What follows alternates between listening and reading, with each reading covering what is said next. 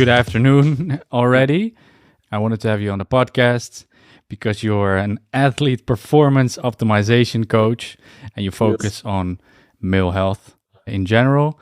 Mm-hmm. So I think that's a very important topic to talk about because women and men are very specific, very different in everything in our bodies.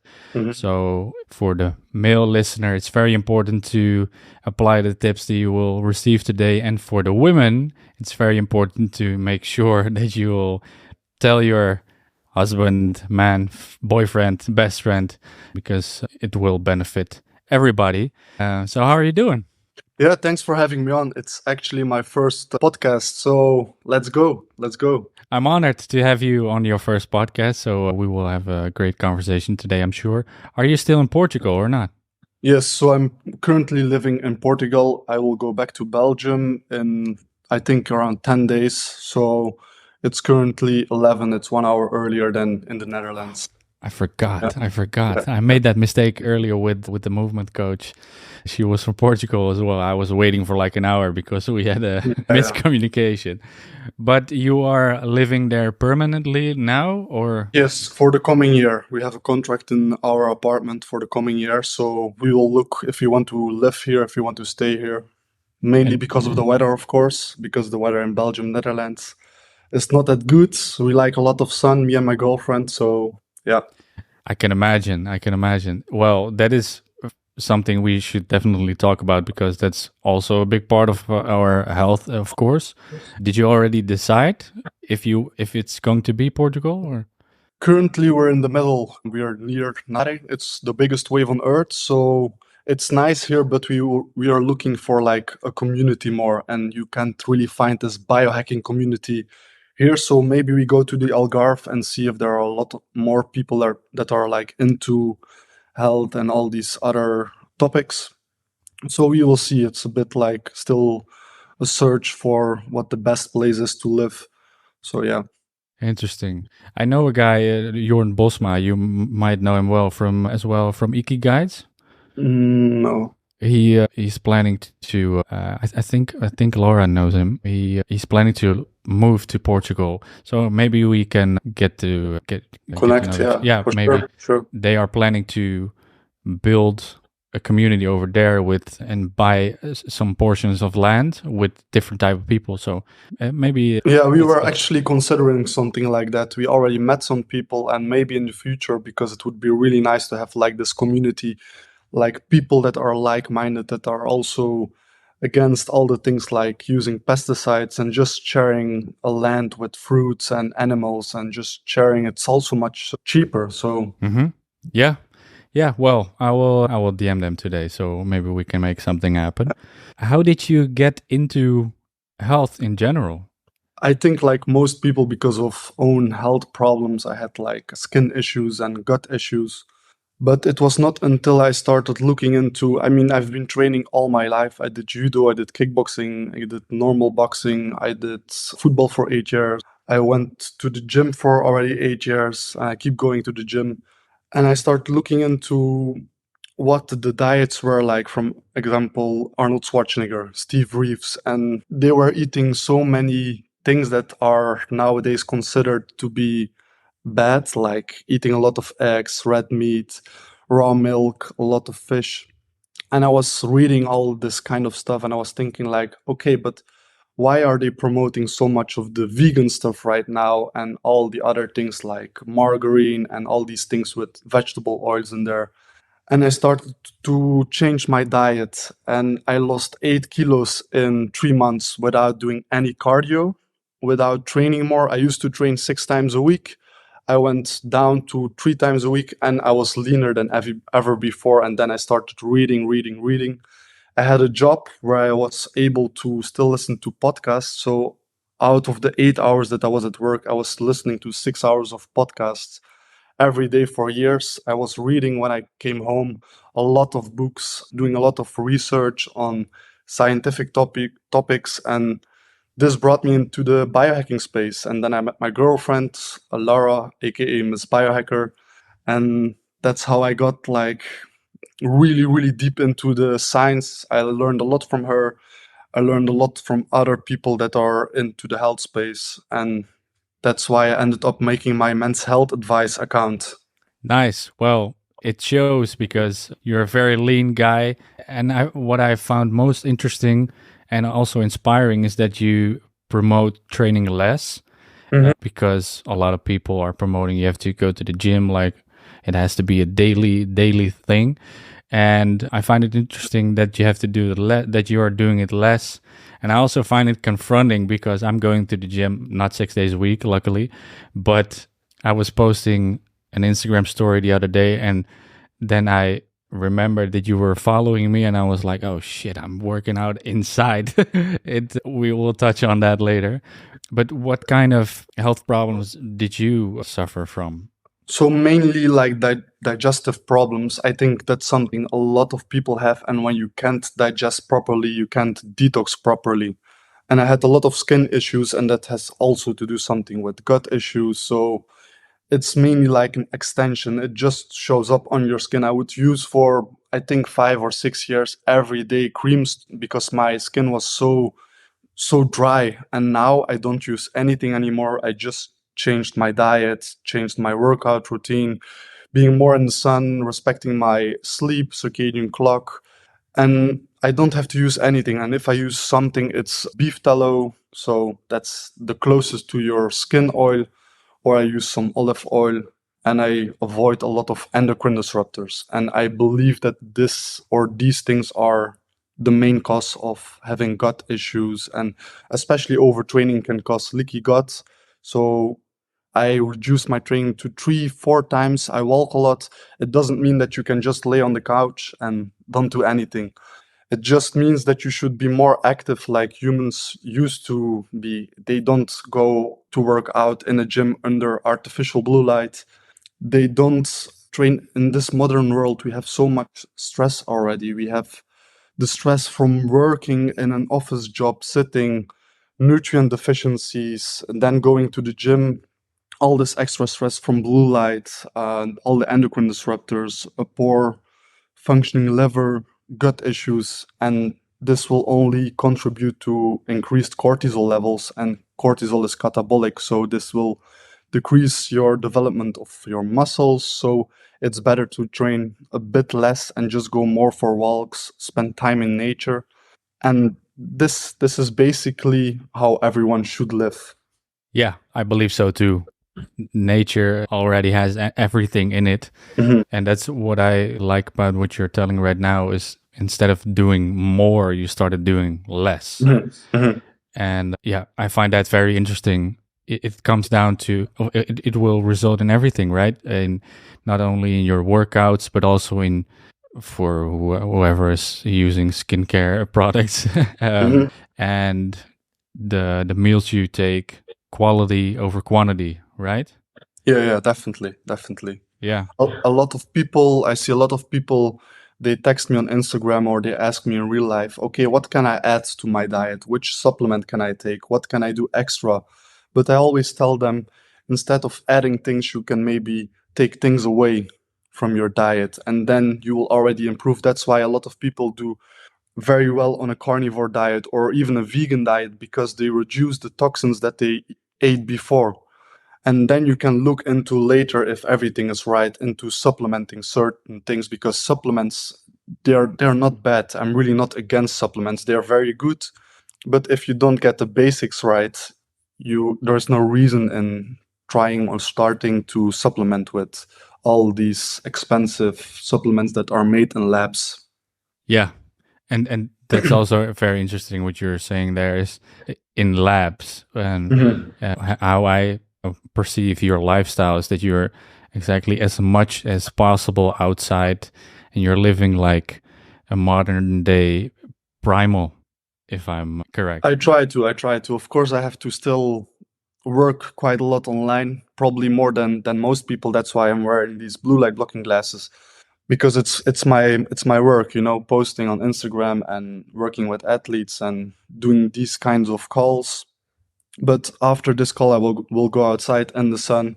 I will read more. I do my research most of the time outside. I will go to the beach later today, just to spend more time in nature, because the more time you spend in nature, the less supplements you need. Yeah, I can relate. And it's beautiful how nature is the answer to everything. When you moved to Portugal, it's not only because you like to be on the beach, right? What was one of the main reasons you moved there? First of all, because it's cheaper here and the quality of the food is most of the time it's better, especially fruits. You can just grab here some oranges from the garden. And the sun, these were the main reasons, because in Belgium we also have the sea, but we don't have the good weather. We have maybe 3-4 months in a year good weather, and all the rest of the year it's like raining or cloudy or very cold. And of course, you can still go outside, but you also should go outside. But it's still different than here having good weather for almost 8 months. Because a lot of people in Belgium, the Netherlands, Germany, Norway, they have like this seasonal depression. They don't feel good. They have low vitamin D levels. And I think this plays a huge role in how you feel, how you perform, how you recover. Yeah, I think so too. Imagine if you are not in Portugal, like me or some other listeners of this podcast, what would be a good, not solution, but this, because the solution is moving to the sun, but what would be some some advice you could give to people in the Netherlands or in Belgium to optimize to the circumstances? When I was in Belgium, I would train outside. Even in the winter, I would train barefoot in my garden with just some kettlebells. And even if it's like really cold, freezing, you just go outside. You can even take the advantage of taking like an ice bath outside, because ice baths are really good for recovery also. I would not take ice baths after training, because this will reduce the inflammation, and that's maybe good for recovery, but it's not good to build muscles. So you can just add ice baths before in the morning when you wake up, to boost dopamine, to boost your alertness, and just to wake up, using red light devices in the morning when you don't have so much natural light, and just going out in the morning, even if it's cloudy, the light still reaches your eye. Go out in the evening, try to see the sunrise when it's there. Even when it's cloudy, try to eat local and seasonal, to have your circadian clock aligned. I think these are the main things to just follow, because a lot of people also still work, of course. They work 8 hours inside. So just spending as much time outside whenever possible, and do a lot of grounding. When you can, when you live near the beach, go to the beach, go grounding with your bare feet in the cold water. That's very good. We have a lot of cold water here, indeed. Yeah. Yeah, definitely. You touched on red light. I think for a lot of people, when they are thinking of red light, infrared, because of because they have an injury or something. Could you explain the benefits of red light and why it's so important for us? Yeah, so the sun consists of more than 40% of red light, but we have these red light bulbs that also mimic nature a bit. It's of course not the same, but it can help with ATP production, so more energy. It can even help with testosterone production when you shine it on your testicles, so that's good for men. You can also increase your skin health with that, just mainly because it increases all the ATP, and you need ATP for more recovery, for better energy, just for all these things. So that's the main reason why it works that well. But if it's quite expensive if you want a good one. So you can still get the morning sun and evening sun if you want red light. So you don't always need to buy this device instantly. Okay, and you said the sun provides red light, Yes. So 42%, 43% of the sun is red light. and that is throughout the whole day? Yeah, correct. But the most red light you can find it in when the sun rises. That's why it has this yellowish, like red shine in the morning or in the evening. Ah. And does it has, because it's lots of the time it's clouded in the Netherlands and also in Belgium. What is the benefit of, does it still have the same benefits when it's clouded?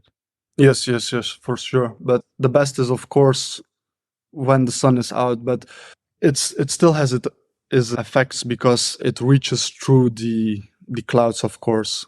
The light is much more strong. So yeah, definitely go out in the morning, even when it's cloudy, even when you feel like, oh, I don't want to go out. Even 10 minutes is good to just align your circadian clock and to prime your hormones for the day, like like your neurotransmitters, also like dopamine, and rise your cortisol in the morning, because a lot of people have this circadian mismatch and they have a lot of or high cortisol in the evening when they are like on their phones, and they have low cortisol in the morning, and then they can't wake up because you need cortisol. Cortisol is not the bad thing. Like a lot of people say, it's not bad, but too much cortisol can lead to decreased muscle mass, decreased recovery, and poor thyroid function, gut issues. But you need it just like how nature works. Just follow nature, and it's that easy. A lot of people try to overcomplicate health. Yeah. Yeah, I totally agree with that. When you say you have to, your cortisol has to peak in the morning, how does that feel? You just feel alert, you just feel awake, because a lot of people, they need their first coffee when they wake up, and that's because they feel more alert because of the cortisol increase. But when you get sunshine into your eyes, or even when it's like cloudy, like we spoke about before, this will help you wake up and feel more alert than 10 coffees. So, and coffee has this negative feedback loop also. And if you drink it after 2 p.m., it can also impact your sleep because it can stay in your blood for up to 8 hours. So, of course, coffee is still good, but when you drink the wrong coffee, like with molds in there and these types of things like sprayed with pesticides, it can cause more harm than good. Yeah. Yeah, there's sold a lot of garbage when it comes to coffee. Mhm. And what I also learned from you and from Laura is that having an appetite in the morning is actually a good thing, and Yeah. you Yeah. should answer that appetite in the morning. Yeah, a lot of people try to fast in the morning because you have now this intermittent fasting, and it's not a bad thing, but we fast already in nature. When you eat when the sun rises until the sun sets, you basically already fast while you sleep. And let's say the sun sets now in the summer around 10 in the Netherlands, and you wake up at 7 in the morning or at 6 in the morning, you already fasted for 8 hours, and that's enough. You can do some fasting once a month or so, like a dry fast or a water fast, but to fast on a consistent basis, this can like increase cortisol again. And like we said in the beginning, we already have so much stress because of work, because of blue light, because of nutrient deficiencies, because of liver problems. And when you don't eat in the morning, your cortisol will rise, and this basically means you have a circadian mismatch. Yeah. Maybe you can describe the circadian mismatch. And we will touch on that on the circadian rhythm later on, but if you could describe it briefly for a second. Yeah, so maybe we can already talk a bit about the circadian clock, because I believe that this is one of the basics that you need to get right before you get your diet right. Of course, diet is very important, but when you don't align with nature's circadian clock, we have a clock in here. It's called the SEN, suprachiasmatic nucleus. And this, when we get light into our eyes, it primes the hormones for the day. Like I said before, it makes you more alert. We basically have this clock. You don't have to wear a Rolex or so to see the right time. Your body does it for you when you go outside. But when you stay inside and when you, for example, skip breakfast, you create this mismatch between what time of the day it is, when you need to secrete your certain hormones and certain neurotransmitters like dopamine and serotonin. And when you wake up with your phone in your hand, the blue light puts you at noon, and your body thinks, okay, why is it noon right now? To make it sound simple for people. That's why you need to get the first light into your eyes to just set your whole day, because this makes your whole day. Not taking coffee, not doing that or that, is just going outside, and then you align your circadian clock and basically the clock inside your body. Yeah.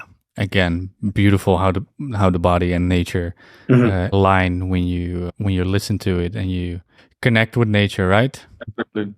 So that is the circadian clock. We talked about red light as a good advice to do here in the Netherlands, where we definitely need more light. I think Ryan Carden calls it supplementing light. I like the way he puts that. You said local food. What do you mean by that, and what's the benefit of that? That's all. That has also to do with aligning your circadian clock, because local food, when we look at food, it's basically stored biophotons. So photons are particles of light, and the sun basically makes all the food on the planet. That's why eating lab-grown food like plant-based burgers doesn't make any sense, because it doesn't have this, like, it doesn't have these photons in their food. It's just made under artificial light. And when you eat local and seasonal, your body knows what time of the year it is. For example, in winter, you would eat more keto because there are not a lot of fruits around, especially in the Netherlands. Of course, when you live near the equator, there are a lot of more fruits, but you don't have really the seasons. That's why people near the equator, like, for example, Guatemala, Mexico, they can eat more fruits than people in Europe can handle. But for example, right now I have a lot of oranges. So when I eat oranges now, I align my circadian clock, align my body with the food that is around. And in summer, we can eat more fruits. Like in Belgium, we have apples, berries. So these are things you can eat. But when you eat, for example, mangoes or bananas in the Netherlands, even in summer, it's not that big of an issue, but it's still not ideal, because, I mean, we call it always biohacking, but I always say our great grandparents would call this living normal. And that's the issue. That's why I said we always try to complicate it. We have these healthy foods and these superfoods, but it's not because it's a superfood in Mexico, for example, that it's a superfood in the Netherlands. Yeah, indeed. And it's so funny. Recently, somebody asked me, "Do you ever eat blueberries or a mango?" And I was like, "Yeah, when the season is right, but not now. Well, maybe now, but still, if it doesn't grow in my local area, I wouldn't eat it."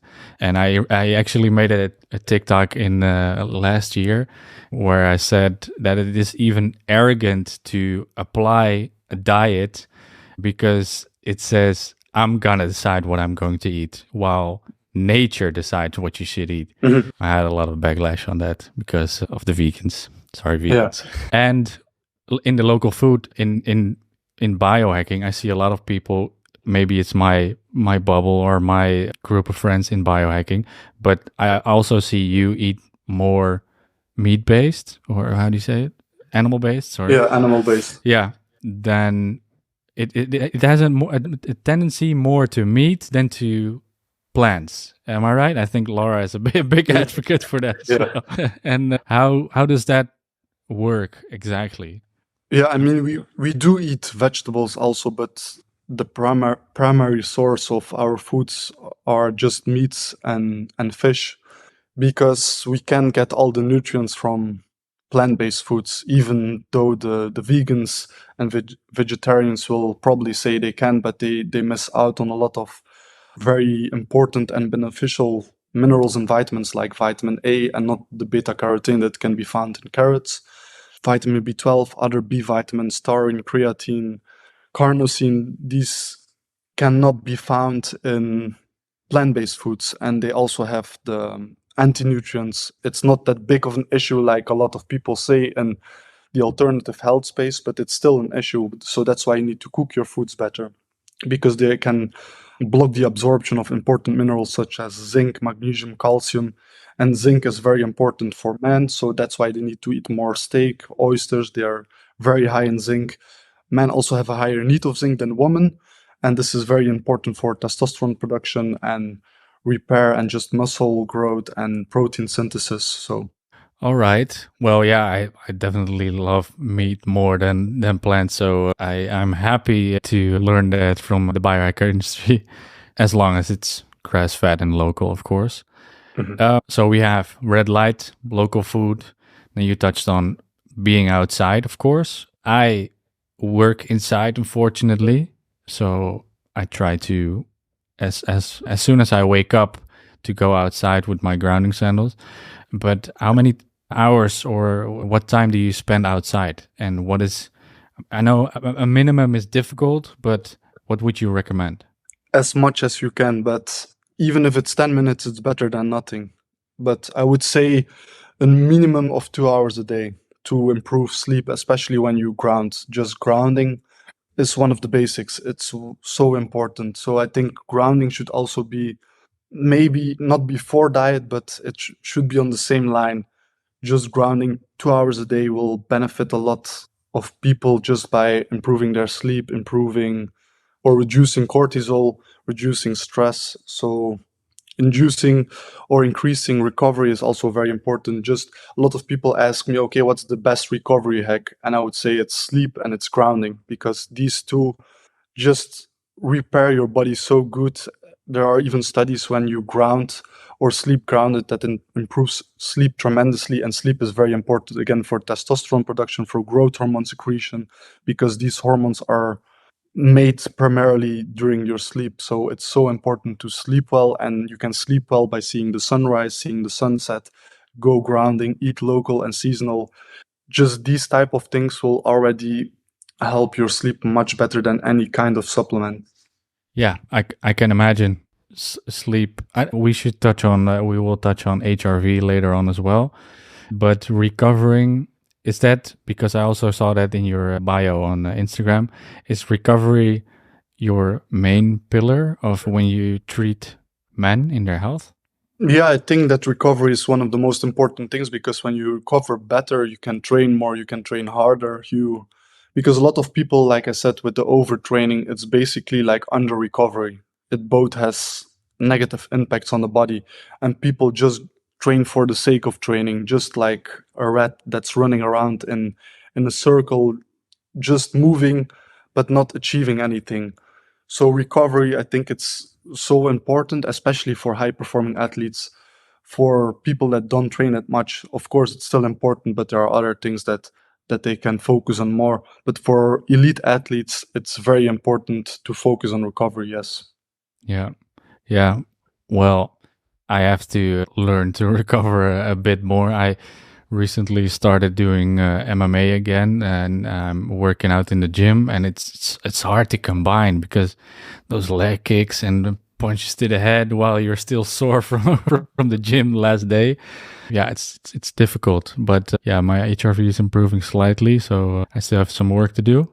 But when you talk about, do you call it coaching or guiding Coaching, guiding, yeah. athletes, what are the pillars you are trying to tackle when you are coaching an athlete or just a human being? Mhm. There are many things that I try to optimize. So, like I said, sleep is very important, aligning circadian clock, fixing nutrient deficiencies, and just diet in general. Stress, reducing a lot of stress, because people that already train a lot have already more stress in general. Using tools like grounding and other things to just reduce the stress, to recover faster. These are the main topics. Reducing endocrine disruptors. I just made a mini course about endocrine disruptors, and endocrine disruptors are a big issue nowadays, especially not only for men, also for women, but especially for men, because these can mimic or block the hormones in our own body, like estrogen. They can mimic estrogen, or they can disrupt our thyroid function. And that's also something, like I said before, I try to first eliminate certain things in their lifestyle, and then we try to add things into their lifestyle that can work.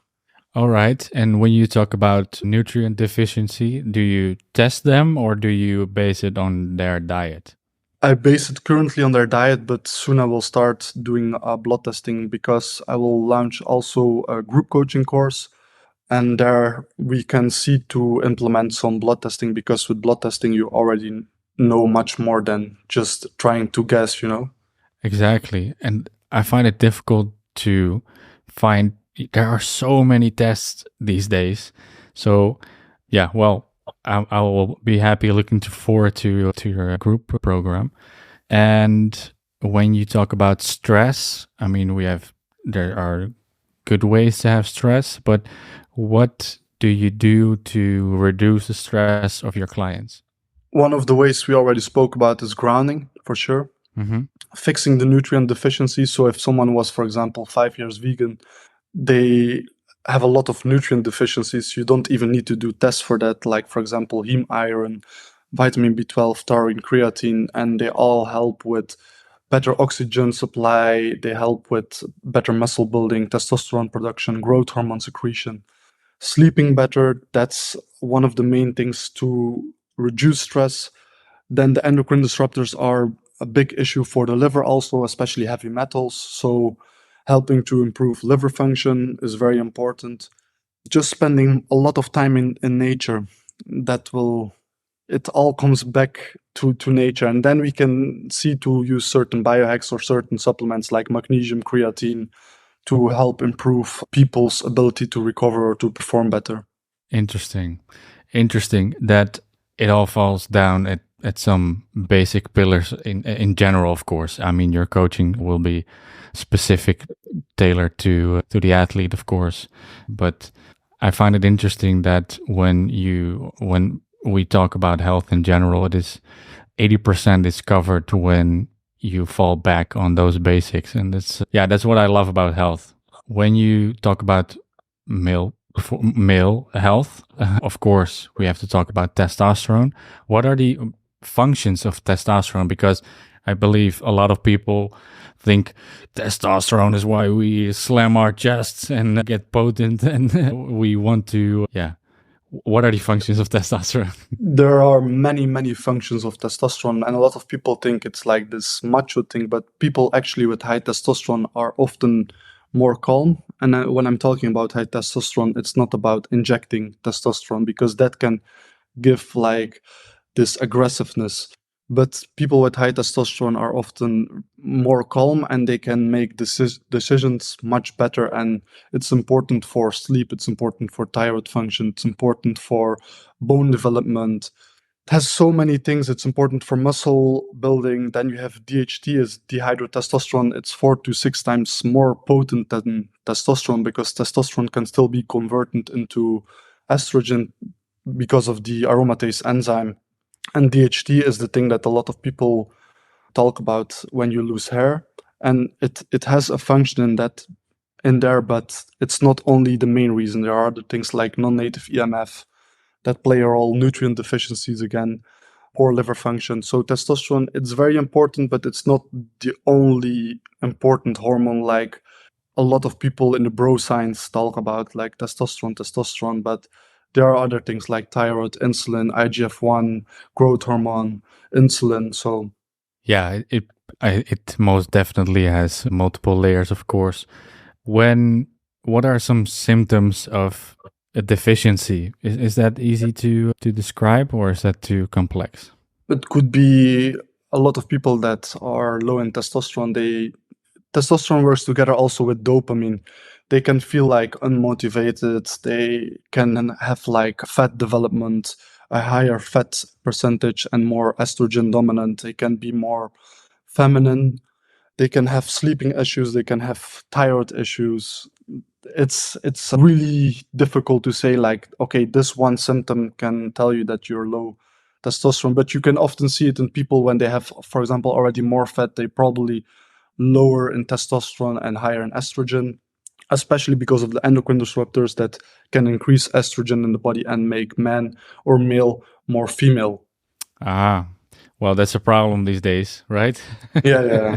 I read something, I don't know the statistics at the top of my dome, but the decline in testosterone these days, what were the statistics? I don't know the exact numbers, but I know that it's around like 100 years ago that the men that were 60 years old, so probably like our grandfathers, 70 years old, 67 years old, they had the same testosterone as someone like me with high testosterone right now. But it's because of all the shit that we have around us these days, the food that is sprayed with pesticide. I was reading a study that atrazine, it's a pesticide used for plants, and so that it turns male frogs into female frogs. No way. So yeah, so you have all these kind of things. And when I went to the doctor, and when they measure your testosterone, the highest thing they have is probably one of the lowest things they had 100 years ago, because my range was way above their maximum. But when you take an average of the people that walk around, you can just look around on the streets. A lot of people, their body fat percentage of men is maybe 20%. They don't work out, they sit the whole day. So of course the testosterone, the average is very low. Wow.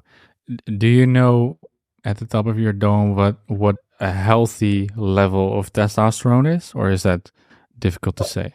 I would say around 800 nanograms per deciliter Okay, let would me write be that down. I'm gonna test it this minimum. week. Yeah, I would say that's a That's minimum. healthy, or oh, this minimum. Yeah, I would say so, for at least for people our age, like 24, 25, 26, under 30, I would say it's, yeah, can get over 800 for sure. Interesting. If I go to the doctor, am I able to test my testosterone and see what levels it has, or is it just Most of the time you can, but I think, for example, for people in the US, they will ask a lot of questions like, hey, you're such a young guy, you probably have good levels of testosterone, why would you do that? But I didn't have any problems in Belgium. They just asked me, why do you want to know? And I just said, I want to know because I want to read my numbers. And they said, okay, no worries, and measured it.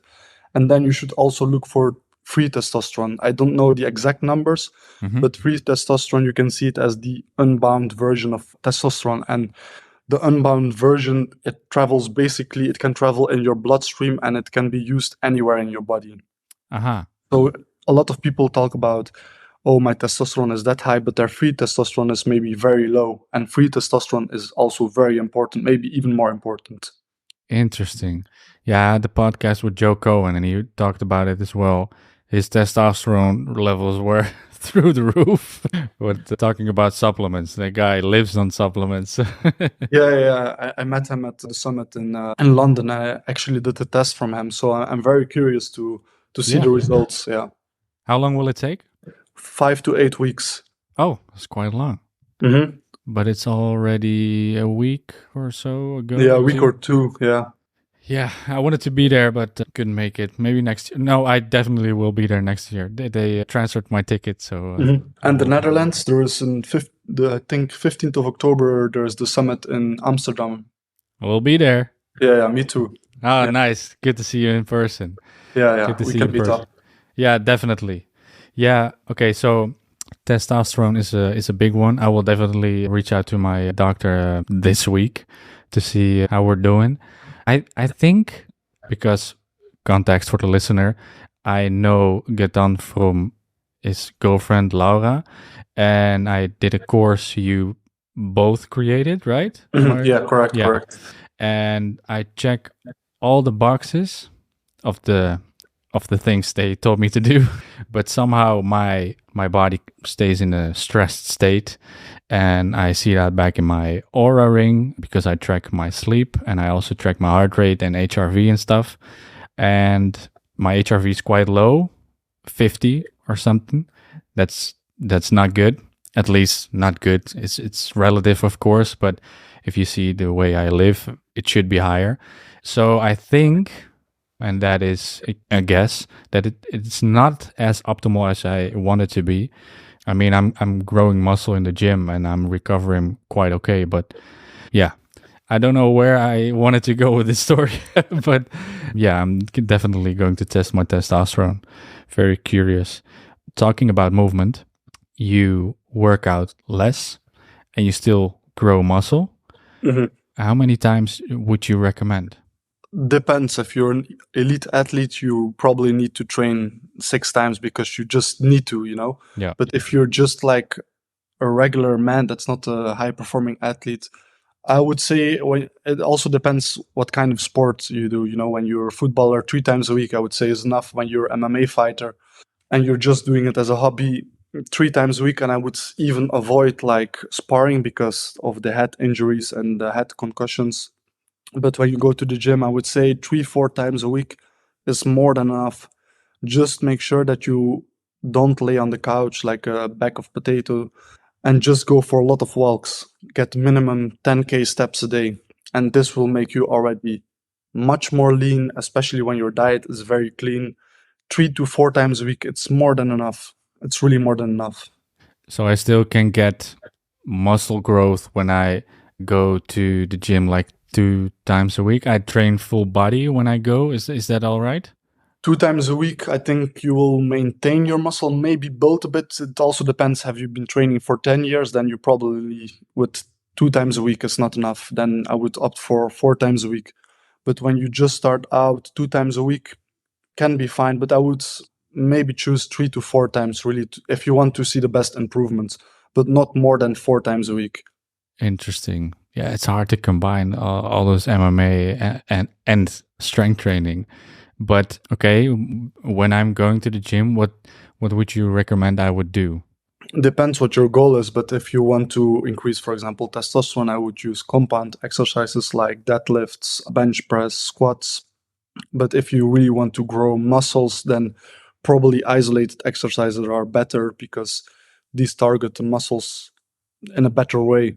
And using cables also are maybe better than loose weights. But again, then you have something functional. Do you want to be functional or do you want to be a bodybuilder? So when you train like a bodybuilder, you will dehydrate the fascia in your body. So when people ask me, okay, what's the best thing to work out, I would just tell them, just go outside, buy some kettlebells, some weights, and just do some functional movements in your garden, grounded under natural light. That's much better than in a gym under artificial blue light. This depletes dopamine, it dehydrates the fascia, and it makes you more restrictive, and this can result in problems over many, many years. Interesting. Yeah, it's difficult because I want to train outside, but you train with a kettlebell, right? Yeah, I mean, right now in Portugal, I don't have the option, so I have to go to the gym, but I go maybe 2 times a week, also because I don't have that much time. But when I go to the gym, I just do a lot of compound exercises and just full body. I do bench press, squats, deadlifts, pull-ups, just these types of things. And I don't really grow muscle at the moment because I've been training for 8 years and I used to train much more. But I also just go to the beach because the beach almost has the same effects as going to the gym. Hmm.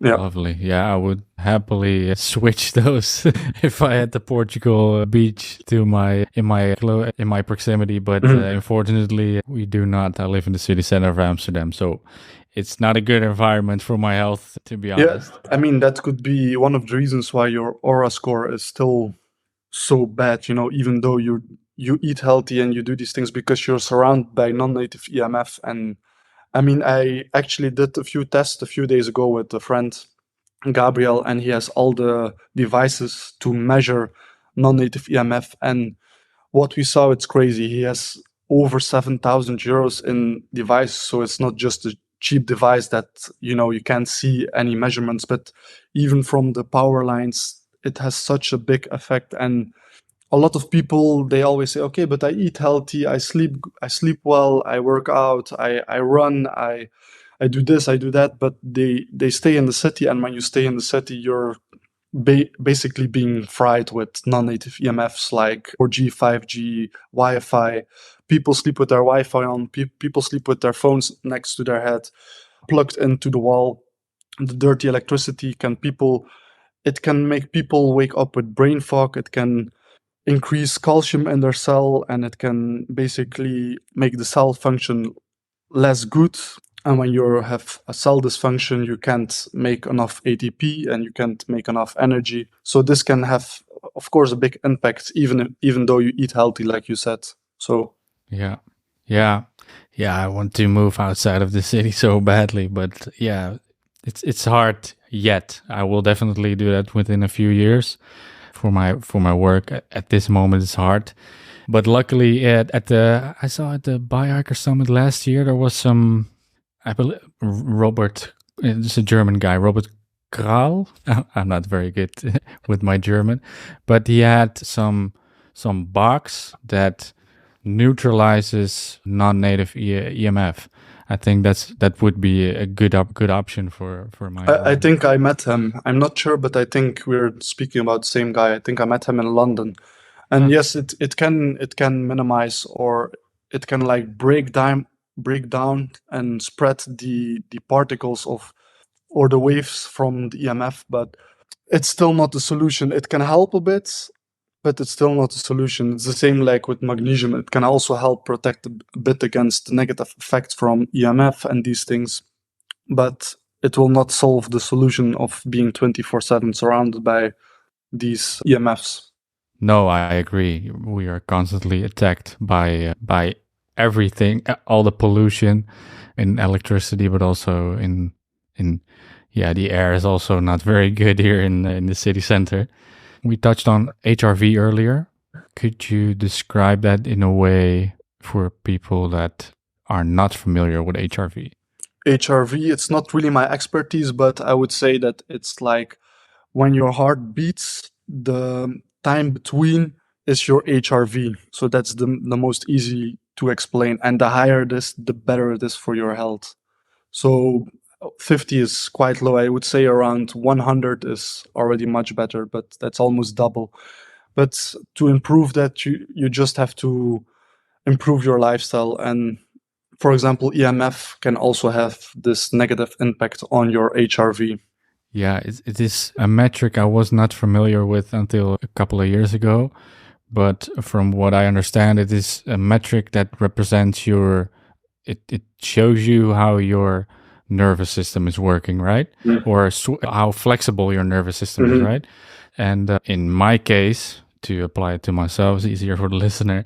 It's when my body is constantly in a stress state, it is not able to switch between relaxing and being active or being in a stress state. So that's why the flexibility is low.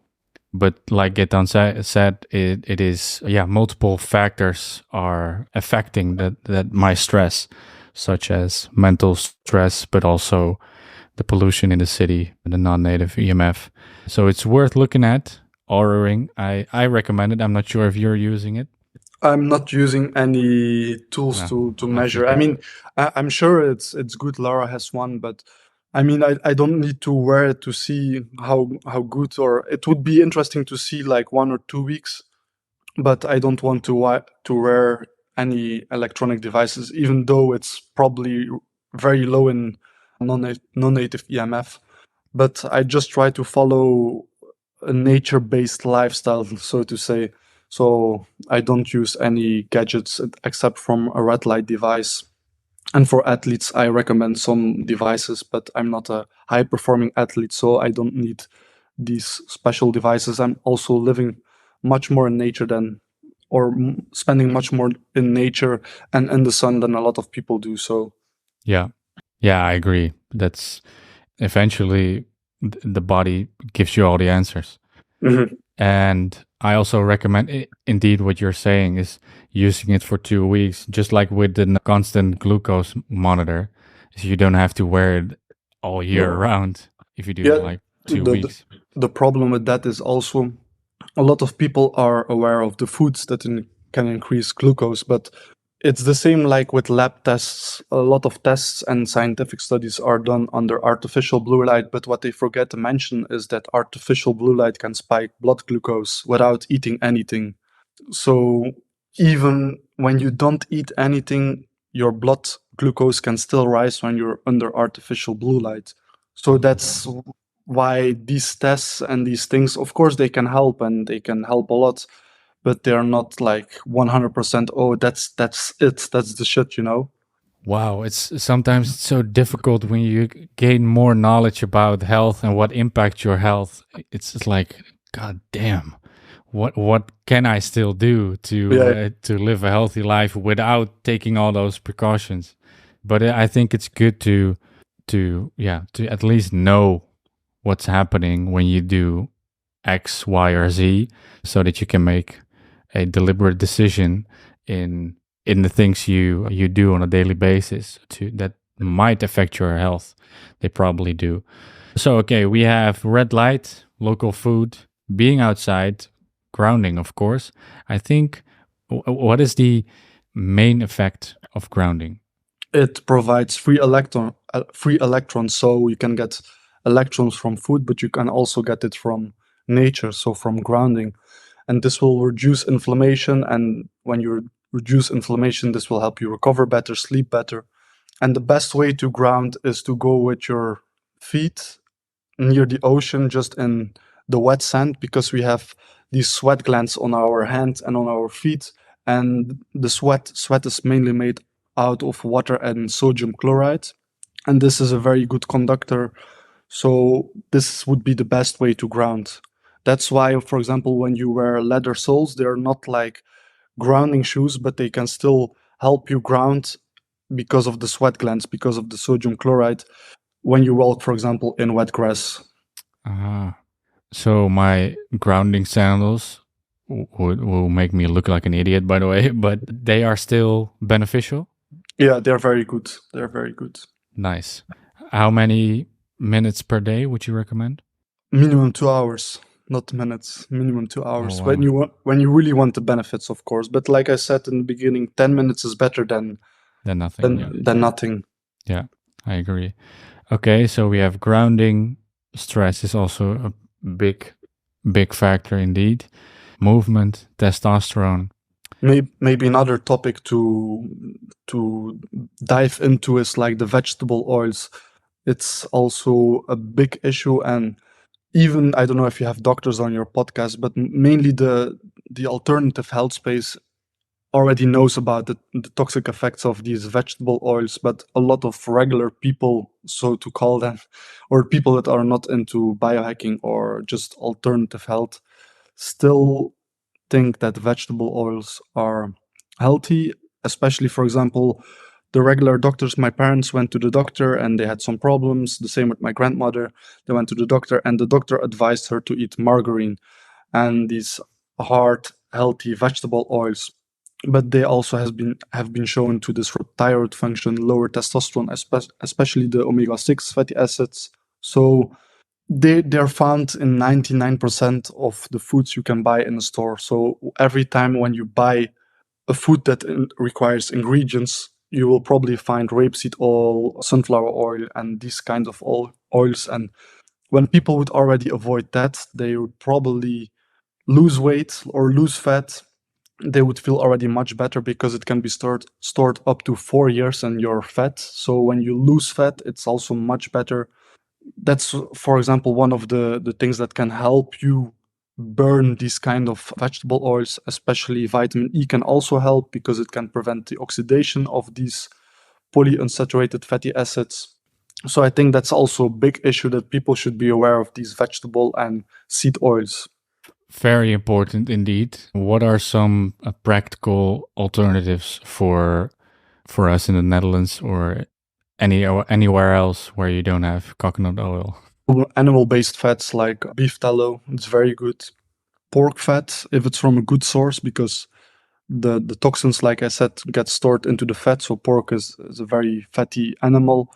So it stores its toxins in its fat. So when you eat pork can be good, but it can also be inflammatory due to the things the pork gets fed. So for example, like grains that are sprayed with pesticides like glyphosate, and fed with vegetable oils.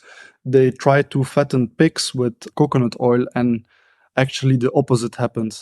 It lost weight. So that's why probably a lot of people nowadays, they eat a regular diet high in these omega-6 fatty acids, and they just don't feel good. For example, my grandmother, she's 75 right now, and I told her to change her diet only 1 year ago, and the doctor gave her like, oh, eat whole grains and this and that. And she followed my protocol together with Laura's protocol, and she lost 6 kilos in less than 2 months. So, and before she could never lose weight. So Wow. just to show you how important this is. And the same happened with me. I would choose to eat like these protein bars, but they're high in sunflower oil or other crap that's in there, like soy, that makes a man more estrogen dominant. So soy is also something to consider for men. Don't eat soy based foods or soy milk. Don't drink that. That's what they call us men these days, soy boys, right? Yeah. It's not a compliment. There's a difference in the fermented soy from in Asia. Yeah. They eat it differently, right? Yeah, the fermented soy is not that estrogenic, or not estrogenic at all. It tastes better as well. But And yeah, sorry. there is also a problem, or something to think about, is that, for example, I was reading a study that people in Asia can, of course, digest certain things like soy better than Europeans because of their genes. So that's why it's even more important to eat local and seasonal. Yeah, it makes so much sense. It's so logical when you think about it. That just eat what grows next door, for example. It's Yeah, if you just go to the farmer near your home, I have a farmer in Belgium 5 minutes from my house, from my home, and I can get raw milk there. And raw milk is very beneficial when it's from a good source for men and women. yeah. Goat milk would be even better, but I couldn't find goat milk because it's very similar to the milk from the mothers in humans. So Hmm. goat milk would be the best. And I could get raw butter there. I could get my meat grass fed 365 days of the year. It's on the field under the sun. It's not they're not using any pesticides, no hormones, no antibiotics. Even here in Portugal, I order from a place. It's a bit more expensive, but it's worth it for me. Otherwise, you just buy food that's filled with antibiotics and hormones and grain fed sprayed with pesticides, and this will cause more harm than good, even though you eat meat. Exactly. Yeah, it's you pay the price if you do not pay the price. Yeah, yeah. Yeah, definitely. Okay, so definitely reduce or even cut all those crap out. I think that's really important. I it made me think of something Haaland said of no, they said about him that Haaland used or had a Hannibal diet, and when he explained it, it was like he's just a biohacker. Yeah, a lot of like the journalists that interview him, they laugh when he, for example, shows them that he eats heart or liver, but they're just ignorant because humans used to eat that for thousands of years and it's full of nutrients. And a lot of, even in the football field, there's a lot of money and there are billions of euros or dollars, but they still get so many injuries because they let people work out under artificial blue light in the gym. They still promote eating pasta as a carb source, which is really bad. They tell people, footballers and MMA fighters, boxers, to eat still grains just in general, and they contain a lot of anti-nutrients that absorb these minerals that men need, like zinc. So it's a better carb source would be like raw milk. And you would think, huh, raw milk is a carb source. Yes, it has a lot of carbs in there, beneficial vitamins, minerals, amino acids. Another carb source could be potatoes when they're cooked very well, sweet potatoes, or white rice, and fruits, of course, and honey. Good to know. Very good to know. And the raw milk, I drink it in the morning on an empty stomach. Is that recommended? Yeah, I think whenever you want, you can drink some raw milk. I would just not drink it too close to food because it's very alkaline and it can reduce your stomach acid, and then it can prevent, or yeah, it can prevent the digestion of your food. Mm, good to know. Yeah, it feels like a very because it also has proteins and fats, right? Mhm. And it's so easy to consume. So when I wake up, I do my morning walk of 15 minutes, and then I drink some raw milk, and then I take a shower and stuff. But yeah, it's really easy, and I do not want to eat mainly carbs as my breakfast. So that's why I do that, and I even mix it with some. Yeah, I don't know the English word for it, but some fermented starch, resistant starch of Mhm. some sort. I combine it. But yeah, very, very important. So when people want to work with you, can they just reach out to you? Yeah, they can just reach out on Instagram, Men's Health Advice. They can just send me a message. They can respond to a story. They can, yeah, just give me a message and I respond in less than 24 hours. Great. What are your goals for the near in the near future? For like, for example, this and next year.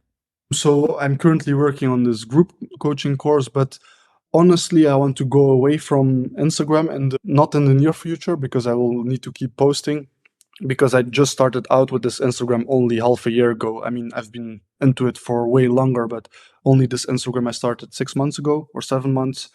But my goal for the future is actually to go work with football teams and other athletes and just to go there in real life and just to teach them about the basics, because like I said, they still promote carb sources like bread and so I first want to get the basics right, and then when people want to work really one-to-one with me, we can look into different things like certain supplements that can improve recovery or help speed up recovery or increase energy.